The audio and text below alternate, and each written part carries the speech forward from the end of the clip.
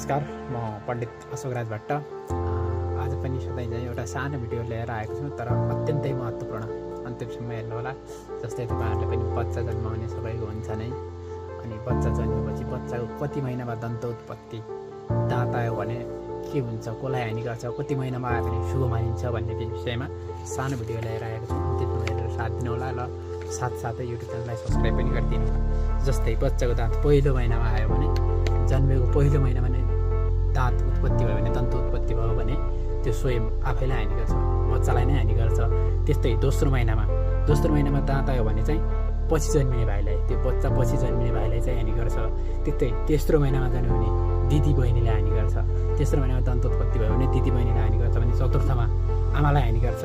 पाँचौँमा दाजुलाई, जेठो दाजुलाई नाश गर्छ, हानि गर्ने गर्छ पाँचौँमा जेठो दाजुलाई।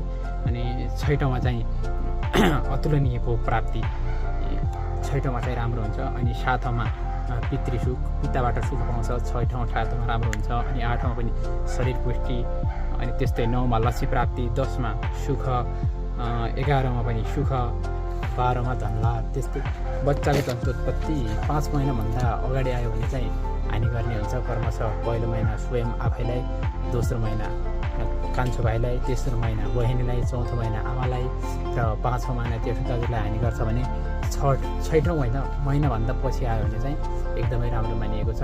बस आज भिडियो यति नै। जय देश।